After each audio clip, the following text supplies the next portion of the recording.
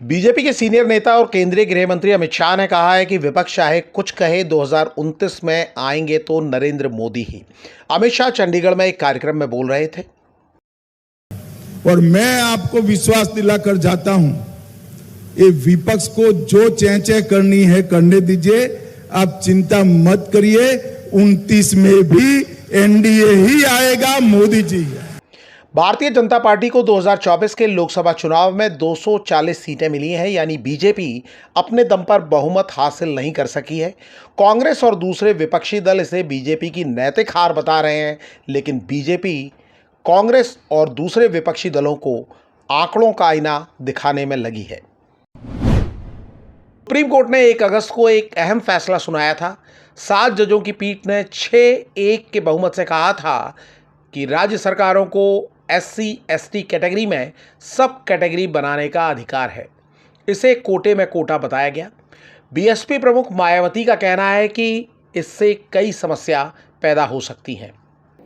माननीय supreme court ने वर्ष 2004 के अपने निर्णय में ये भी कहा था, चूंकि अनुसूचित जातियों और अनुसूचित जनजातियों के लोगों ने जो अत्याचार सहे हैं वह एक वर्ग और एक समूह के रूप में सहे हैं, तथा यह एक बराबर का वर्ग है, जिसके भीतर किसी भी प्रकार का वर्गीकरण करना उचित नहीं होगा। वहीं केंद्रीय मंत्री चिराग पासवान ने कहा है कि सुप्रीम कोर्ट की जो ऑब्जर्वेशन है उस पर उनकी भी असहमति है। अमेरिका का राष्ट्रपति चुनाव बेहद दिलचस्प होता जा रहा है। डेमोक्रेटिक पार्टी की उम्मीदवार कमला हैरिस और रिपब्लिकन पार्टी के उम्मीदवार डोनाल्ड ट्रंप के बीच डिबेट को लेकर तनातनी जारी है। ट्रंप ने कहा है कि वो कमला हैरिस के साथ बहस को तैयार हैं, लेकिन ये बहस 4 सितंबर को फॉक्स न्यूज़ पर होगी।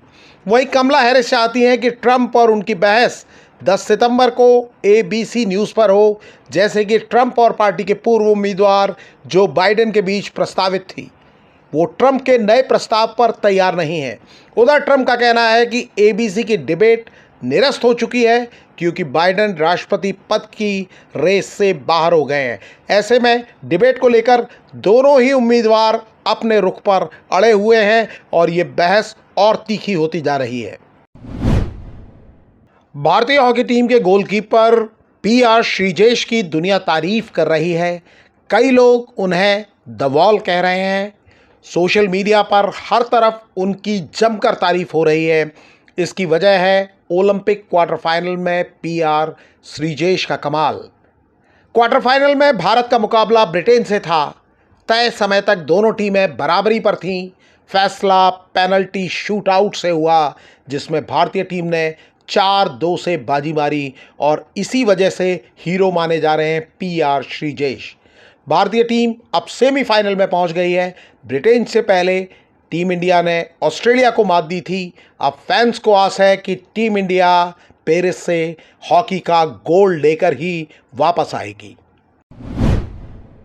श्रीलंका ने दूसरे वनडे में भारतीय टीम को 32 रन से हरा दिया। इसके साथ 3 मैचों की वनडे सीरीज में श्रीलंका टीम 1-0 से आगे हो गई है। दोनों टीमों के बीच पहला मैच टाई रहा था। दूसरे वनडे में श्रीलंका ने टॉस जीतकर बल्लेबाजी चुनी। श्रीलंका ने 50 ओवर में 9 विकेट पर 240 रन बनाए।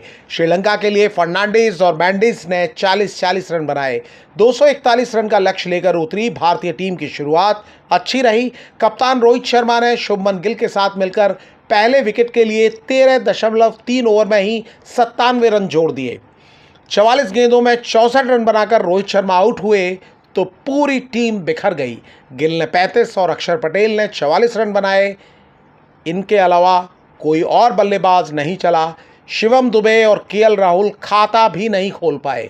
भारतीय टीम 42.2 ओवर में 208 रन पर ढेर हो गई।